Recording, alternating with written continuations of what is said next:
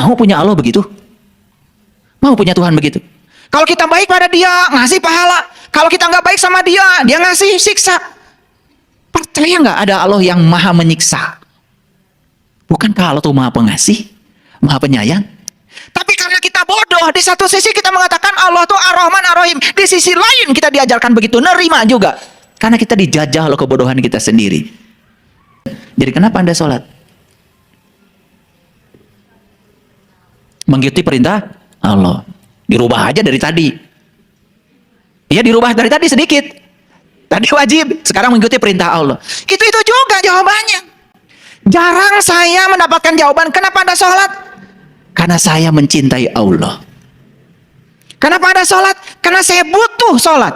Kenapa Anda butuh? Karena saya merasakan kenikmatan sholat. Pertanyaan berikutnya, benarkah Anda sudah merasakan nikmatnya sholat? Biasa ngomel, nggak ngomel? Gak enak. Biasa bangun pagi, bangun siang, gak enak. Biasa sholat, kemudian tiba-tiba gak sholat, gak enak. Kenapa Anda sholat? Karena biasa sholat. Makanya ketika sholat, buru-buru. Karena sepanjang sholat, tidak merasakan nikmatnya sholat. Baru nikmatnya sholat setelah sholat. Begitu selesai sholat, Alhamdulillah. Bahagia itu adalah kondisi pikiran yang sudah tenang ketika mendapatkan yang diinginkan dengan yang tidak diinginkan. Itu namanya bahagia. Bahagia itu nggak meluap-luap. Tidak begitu. Yang kita selama ini sebut bahagia itu sebetulnya senang. Punya rumah baru, senang. Punya duit banyak, senang. Sehat, senang. Nah semua yang kita dapat menimbulkan senang, itu bukan bahagia. Bahagia nggak ada kaitannya dengan senang. Bahkan senang itu biasanya meluap-luap, dong, turun lagi, deng, gitu. Senang dengan sedih itu seperti itu, meluap-luap. Sedangkan bahagia itu adalah tentramnya batin saat mendapatkan yang diinginkan, saat mendapat yang tidak diinginkan dengan cara yang sama. Sudah begitu belum? Kalau sudah di titik ini, itu namanya merdeka.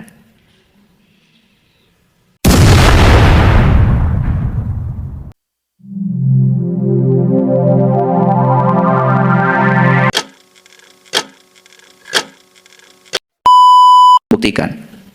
Puluhan tahun saya cari ilmu. Diusir terus. Dan orang yang tidak tahu kalau ditanya malah marah. Gitu. Makanya kalau saya ngaji 120 pesantren, jangan terkecoh oleh saya. Bukan saya hebat. Ngaji 120 pesantren itu waktunya juga cuma 120 hari kok. Jadi sehari satu pesantren. Hebat apaan? Saya tanya ke pesantren ini, saya ingin belajar sholat khusyuk. Ada nggak di pesantren ini? Oh, belum waktunya. Kamu masih kecil. Oh, jadi sholat khusyuk harus nunggu ubanan gitu. Ya udah, saya pergi satu pesantren. Saya datang ke pesantren lain lagi. Saya tanya, gimana caranya supaya nanti kalau saya mati, saya tidak buta? Karena yang saya tahu dari Quran surat Al-Waqiah, saat nyawamu di kerongkongan, saat itu kamu harus melihat. Pertanyaan saya, siapa yang harus saya lihat? Dengan mata mana saya harus melihat? Dan apa yang harus saya lihat? Dan apa jadinya kalau saya tidak bisa melihat? Itu pesantren kedua. Wah, katanya itu ilmu tinggi. Lah, kenapa buka pesantren? Jadi kalau begitu di pesantren ini ilmunya memang tidak sampai ke situ. Ngapain buka? Kalau cuma belajar bahasa Arab, A, I, U, Ba, Bi, Bu, nggak usah buka bentuk pesantren. Isinya kalau buka cuman belajar membaca terus buat apa? Pertanyaan yang mendasar bagi kita ini sekarang kita dijajah oleh kebodohan. Kita ingin keluar dari kebodohan kita sendiri. Betul? Yuk. Jadi alif lam mim artinya apa? Alif lam ra. Hanya Allah yang tahu. Nerima kalian? Wah, kemarin nerima. Setelah dijelaskan begini baru mikir, oh iya ya. Kalau hanya Allah yang tahu, ngapain difirmankan ke kita? Bukankah itu petunjuk buat kita? Betul nggak? Ini saya cuma mengajarkan kritis saja. Karena ciri manusia abad 21 itu 5. 1 kritis, 2 kreatif, 3 kolaboratif, yang 4 komunikatif, yang kelima compassion. Cinta kasihnya besar. Nggak tahu kenapa ada orang yang mengatakan manusia abad 21 cinta kasihnya besar. Semoga saja anak-anak yang terlahir sekarang ini anak-anak yang berkesadaran, yang sudah melewati beberapa fase kehidupan di kehidupan yang dulu, lahir jadi anak yang berkesadaran sekarang. Semoga aja. Karena harus diputus itu satu generasi. Karena ketidaksadaran ini diwariskan terus-menerus, mengerikan. Baik, bisa dilanjutkan? Sudah berapa yang saya ceritakan tentang penjajahan tadi? Dijajah oleh orang, tidak pernah jadi diri sendiri, dijajah oleh kebodohan, dijajah oleh pikiran. Banyak gak? Nah, dikit-dikit nanti kebuka semua. Oh, ternyata pulang dari sini bikin daftar penjajah. Yang dijajah itu juga. Oke. Makanya pertanyaannya harus dijawab. Apa saja yang memperbudak kita? Harus dijawab. Nanti selesai kuliah di sini terjawab semuanya. Baik, kita lanjutkan dulu.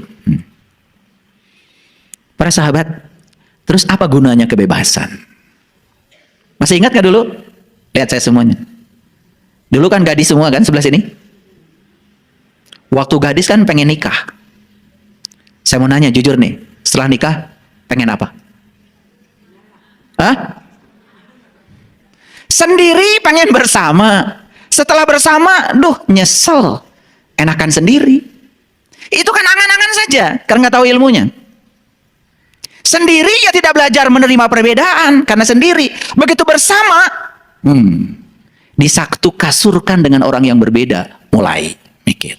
Karena nggak ada ilmunya. Saya belajar tentang, saya baca buku judulnya From Sex to Consciousness. Super Consciousness. From Sex to Super Consciousness. Bahasa Inggris. Jadi cerita tentang mengapa perempuan itu, lebih kuat keinginan untuk seksnya dibandingkan dengan laki-laki. Gara-gara itu banyak sekali klinik yang menyediakan obat kuat. Betul nggak? Berkah nggak itu? Betul nggak? Coba di mana-mana ada aja. Pokoknya ejakulasi dini, hubungi si A, kan gitu kan? Betul nggak? Lah ya, pokoknya jamu-jamu yang kayak gitu terselubung tapi laku itu. Makanya kalau orang pergi ke sana biasanya pakai masker, pakai peci, pakai jas buat naro. Karena ternyata itu nggak tahu di pesantren mana itu. Lihat saya semuanya. Allah itu coba menciptakan perbandingan kekuatan, biologis laki-laki dan perempuan menurut riset. Laki-laki itu cuma 2 kali, perempuan itu 10 kali. Maka laki-laki harus mengimbangi 2 kali 5, bukan? Betul nggak? Siapa pencipta itu? Allah. Kenapa laki-laki itu alat kelaminnya tidak sensitif? Mengapa laki-laki itu alat kelaminnya sensitif? Karena laki-laki itu tidak melahirkan. Kenapa perempuan itu tidak sensitif? Karena perempuan itu melahirkan. Kalau sensitif, sakit. Tidak sensitif aja sakit. Hebat tuh Allah tuh. Karena dipakai untuk melahirkan, dibuat seperti itu. Nah, sekarang kenapa kita menjadi sibuk cari obat kuat? Yang dibutuhkan cuma satu. Gimana saling mengenal? Gitu aja kok. Tidak akan ada perceraian kok kalau saling mengenal. Udah, nanti saya bicara itu ya secara khusus. Ini masih kemerdekaan ini. Ini ilmu mahal sebetulnya, tapi nyelinap sedikit barusan di kepala saya. Baik, kita lanjutkan dulu. Makanya, seks itu bukan harus menimbulkan kita jadi kecanduan, tapi seks itu harusnya bisa menimbulkan kesadaran. Ini penting nih untuk diketahui. Tetapi saya tidak akan cerita ini. Kalau cerita ini langsung matanya. Nanti itu ya. Kita bahas tersendiri. Tapi syaratnya nggak boleh ada anak kecil ya. Baik, apa sih gunanya kebebasan? Lihat saya semuanya. Cinta itu harusnya saling memberi sayap. Kenyataannya cinta itu malah saling mengikat. Buktinya apa? Dulu ketika sendiri bebas. Lo ketika sudah menikah menjadi tidak bebas. Siapa yang pengen menikah? Siapa? Kita, lu saja kali, gue kagak. Ya kita juga yang pengen. Tapi setelah masuk ke situ kemudian terpenjara, nggak ada ilmunya, baru tahu. Jadi bisa jadi pernikahan pun menjadi satu kerangkeng baru yang membuat kita terjajah. Betul apa tidak?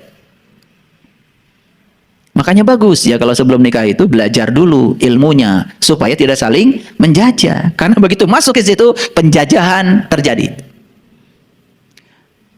Lalu kebebasan menjadi tidak ada lagi. Nah pertanyaannya, untuk apa sih kebebasan?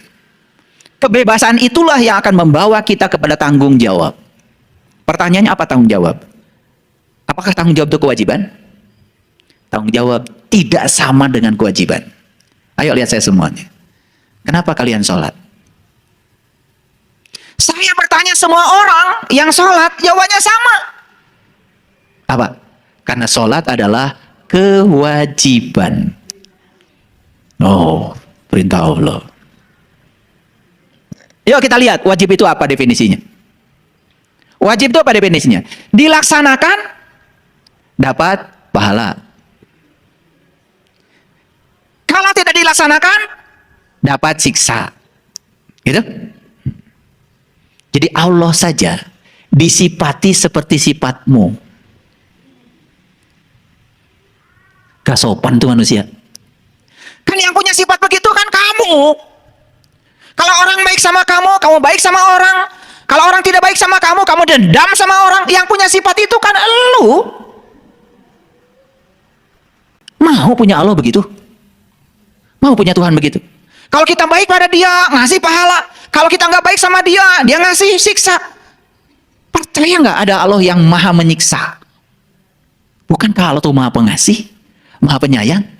Tapi karena kita bodoh, di satu sisi kita mengatakan Allah itu Ar-Rahman Ar-Rahim. Di sisi lain kita diajarkan begitu, nerima juga. Karena kita dijajah oleh kebodohan kita sendiri. Saya tanya lagi kalau begitu sekarang, semoga berubah jawabannya. Jadi kenapa Anda sholat? Mengikuti perintah Allah. Dirubah aja dari tadi. Iya dirubah dari tadi sedikit. Tadi wajib, sekarang mengikuti perintah Allah. Itu juga jawabannya. Jarang saya mendapatkan jawaban, kenapa Anda sholat? Karena saya mencintai Allah. Kenapa Anda sholat? Karena saya butuh sholat. Kenapa Anda butuh? Karena saya merasakan kenikmatan sholat. Pertanyaan berikutnya, benarkah Anda sudah merasakan nikmatnya sholat?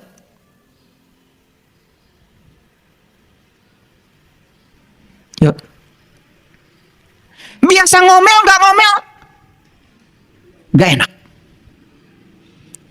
Biasa bangun pagi, bangun siang, gak enak. Biasa sholat, kemudian tiba-tiba gak sholat, gak enak. Kenapa Anda sholat? Karena biasa sholat. Makanya ketika sholat, buru-buru. Karena sepanjang sholat, tidak merasakan nikmatnya sholat. Baru nikmatnya sholat setelah sholat. Begitu selesai sholat, alhamdulillah udah sholat. Ini bukankah penjajahan? Ini penjajahan. Kita dijajah oleh kebodohan kita sendiri. Pertanyaan berikutnya, apa tidak ingin gitu sholat itu karena kemerdekaan kita sendiri? Sholat itu karena saya merasakan nikmatnya sholat. Sholat itu karena saya cinta kepada Allah. Allah saya cinta pada saya, masa saya nggak cinta sama Allah? Naik sedikit jawabannya, merdeka. Jadi kalau kita melakukan ibadah cuman karena pengen surga takut neraka, kita itu sudah menindas diri kita sendiri. Makanya dalam teori motivasi ada 3 tingkatan motivasi. Yang pertama reward and punishment motivation. Yang kedua need motivation. Yang ketiga adalah love motivation. Jadi motivasi yang paling sederhana adalah melakukan sesuatu itu karena ingin dapat sesuatu, takut dapat siksa. Itu adalah motivasi yang paling rendah. Bayangkan kalau kita punya perusahaan, titipkan perusahaan kita sama orang begitu. Ada kita kerjanya bagus, nggak ada kita kerjanya nggak bagus, rusak perusahaan kita. Tapi titipkan sama orang yang senang bekerja, cinta bekerja, energetik ketika bekerja. Karena dia menemukan personal jeniusnya ketika bekerja. Jenius dia di bidangnya. Titipkan pekerjaan sama orang seperti itu, pasti berkembang. Gitu. Jadi, pertanyaan berikutnya dari saya. Ada yang PNS nggak? Sini? Polri? TNI? Pegawai? Karyawan? Apapun peran Anda, bukan saya mau pisah-pisahkan. Pertanyaan saya satu aja. Senang nggak dengan yang Anda kerjakan?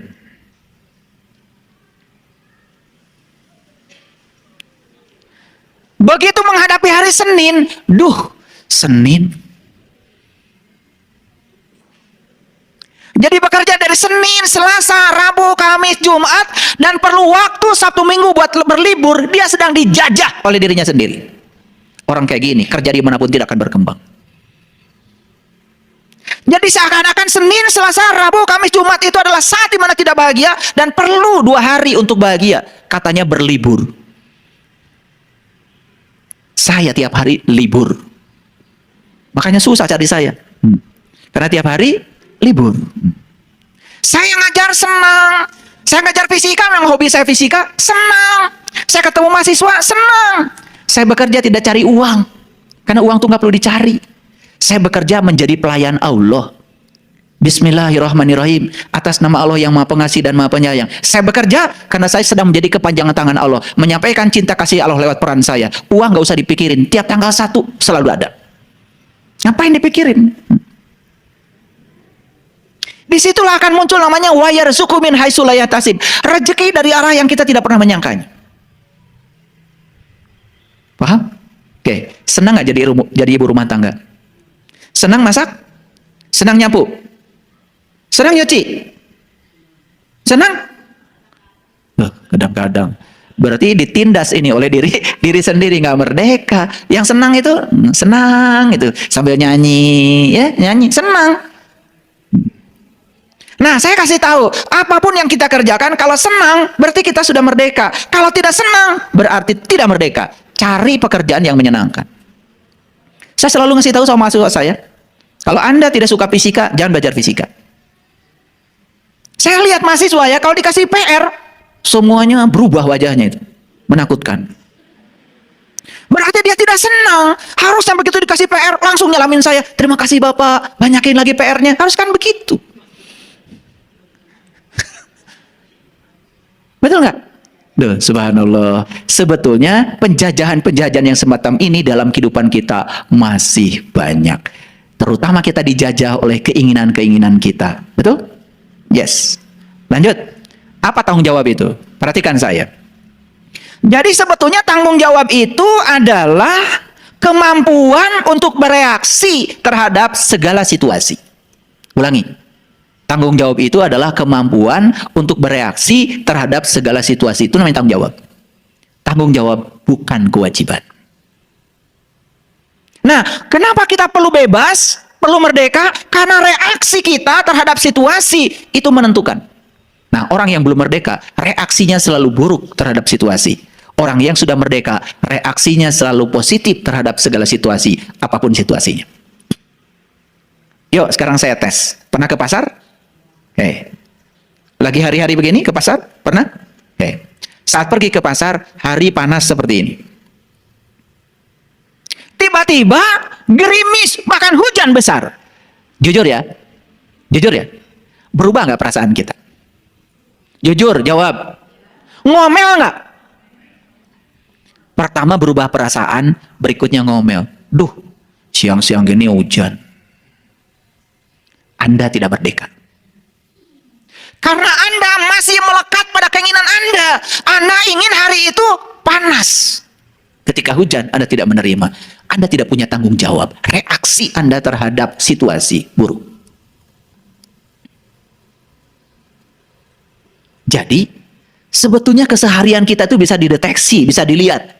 Orang yang sudah suci pikirannya, orang yang sudah suci jiwanya, bukan orang yang pakai baju kain suci, bukan. Orang yang sudah selesai dengan dirinya sendiri. Apapun yang terjadi, dia selalu tanggung jawab. Jadi tidak pernah reaktif terhadap situasi, justru responsif terhadap segala situasi. Jadi aslinya setiap orang itu kelihatan saat dia berhadapan dengan situasi yang dia tidak ingin. Kalau ketemu orang yang baik sama kita, gimana perasaan kita? Senang. Nah, sekarang bertemu dengan orang yang tidak baik sama kita, bagaimana perasaan kita? Jujur, kesal. Betul? Berarti siapa penjajah kita? Keinginan kita. Ingin semua orang seperti yang saya mau. Bukankah itu penjajahan? Dan setiap hari kita dijajah oleh yang seperti itu, lalu tidak pernah keluar dari belenggu penjajahan yang semacam itu. Lalu kita akan menyebut diri kita sudah merdeka?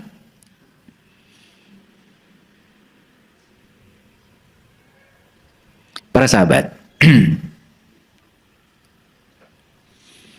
kalau begitu, gimana sih cara kita mengisi kemerdekaan itu? Ini katanya sudah merdeka kan? Nah, merdeka secara fisik, yes. Dan sekarang pekerjaan besar itu kita memerdekakan pada penjajahan yang terjadi pada diri kita masing-masing. Ini yang paling berat. Karena apa? Melawan orang yang di luar. itu tidak lebih sulit daripada melawan orang yang di dalam. Makanya kata Nabi Muhammad, jihad yang paling akbar adalah melawan dirimu sendiri. Jadi sekalipun orang tua kita sudah menumpahkan darah dan keringat untuk merebut kemerdekaan fisik ini, tetapi ada jihad yang lebih besar lagi setelah itu, adalah melawan seluruh episode penjajahan yang dibangun oleh kita sendiri. Baik, sekarang saya ingin bicara. Jadi, apakah hidup kita hari ini sudah tanpa penindasan? Apakah hidup kita hari ini dengan kegembiraan? Apakah hidup kita hari ini sudah dengan nyanyian? Apakah hidup kita hari ini sudah dengan tarian? Maaf ya, mungkin pernah ada yang ngajarin sama kita, dengarkan musik itu haram. Pernah dengar itu? Dilakukan? Coba pikirkan sederhana, lihat saya semuanya. Yang dengerin musik itu siapa? Nih, telinga. Ini telinga. Kenapa telinga bisa mendengar? Jawab dulu, kenapa telinga bisa mendengar? Karena ada ruh, pinter. Karena ada nafas. Karena ada nafas, telinga kita bisa mendengar. Kalau nggak bernapas, telinga kita tidak bisa mendengar. Orang mati punya telinga, nggak bisa dengar. Udah nggak ada bernafas. Jadi kenapa bisa mendengar? Jawabannya apa? Yes, karena bernafas. Siapakah nafas itu? Kan Allah jelaskan, Allahu la ilaha illa huwal hayyul qayyum la ta'khudhuhu sinatun wala naum. Aku berdiri tegak, mengurus, mengatur dirimu, bahkan tidak pernah meninggalkan kamu. Bahkan saat kamu tidur, aku nggak pernah tidur. Saat kamu ngantuk, aku nggak pernah ngantuk. La ta'khudhuhu sinatun wala naum. Aku nggak pernah tidur, aku nggak pernah ngantuk. Cek pada diri kita sekarang. Saat kita tidur, mata tidur, telinga tidur, mulut tidur, pikiran tidur, seluruh organ tubuh kita tidur. Satu-satu yang nggak tidur adalah nafas kita. Nggak usah jauh-jauh cari Allah, nggak usah jauh-jauh, Allah bersamamu. Wujud kehadirannya adalah nafas. Yuk, gara-gara kita bernapas, telinga kita bisa mendengar. Saya tanya sekarang, mendengarkan musik itu menyenangkan atau menyedihkan? Menyenangkan bukan? Apa tidak boleh telinga ini mendengarkan sesuatu yang menyenangkan? Bukankah kita mendengar karena ada Allah yang mendengar di sini? Siapa yang mendengar kalau begitu? Bukankah alo-alo juga? Kok berani-beraninya menyatakan ini nggak boleh, itu nggak boleh? Saya sampai hari ini nanya orang-orang yang bilang nggak boleh itu nggak jelas alasannya. Cuma dari sonoannya aja begitu. Bukankah kita jadi dijajah oleh kebodohan kita sendiri? Betul? Padahal mendengarkan musik sudah terbukti bisa menimbulkan endorfin, dopamin, serotonin, oksitoksin, semua zat cinta, zat kebahagiaan, ya, untuk menghilangkan rasa nyeri dalam tubuh. Itu dengar musik itu bisa. Musik itu bisa menjadi healing dan itu luar biasa. Inilah karena kita dijajah oleh kebodohan kita sendiri dan tidak mengizinkan daya kritis kita untuk berpikir. Akibatnya apa? Seperti itu yang terjadi. Kita dijajah oleh belenggu yang melekat dalam diri kita sendiri. Baik, ya. Kalau begitu, apakah selama hidup kita masih menindas diri kita sendiri? Apakah kita sudah bebas dari penindasan selama hidup? Yuk sekarang, sumber-sumber penindasan semua adalah ciptaan pikiran kita sendiri. Kita buktikan. Saya ingin suami saya begini, begini, begini, begini. Ternyata suami saya begitu, begitu, begitu, begitu. Saya tanya, nerima atau menolak? Jujur, sebelah sini, nerima apa menolak? Menolak kan? Bukankah itu adalah penindasan? Pada siapa? Karena ketika kita menolak, menderita nggak kita? Ketika kita menolak, kita pusing nggak? Ketika kita menolak, sedih nggak kita? Ketika kita menolak, marah nggak kita? Marah, sedih, dan lain-lain akibat penolakan. Saat kita menolak, sebetulnya kita sedang melakukan penindasan pada diri kita sendiri. Siapa yang menindas? Keinginan kita. Karena ingin suami saya begini, begini, begini. Ketika suami saya begitu, begitu, begitu, tidak menerimanya. Sekarang saya tanya, gimana caranya membebaskan diri dari penindasan itu? Gimana caranya? Terima. Sesederhana itu kok. Dari menolak diganti menjadi menerima. Saat itu kita akan menemukan kemerdekaan diri. Dan pastikan pada diri kita, bahagia adalah pusatnya pada diri saya. Bahagia tidak boleh dibawa siapapun. Bahagia tidak boleh bergantung pada siapapun. Ini pelajaran-pelajaran yang sangat luhur yang diajarkan semua tradisi agama yang selama ini tidak mewujud dalam kehidupan kita sehari-hari. Pernah nggak ibu bapak, mohon maaf, sholat duhur itu jam 3, pernah? Pernah. Jam 3:04 itu ada azan, sholat asar. Apa komentarnya? Duh, baru aja duhur, sudah asar lagi.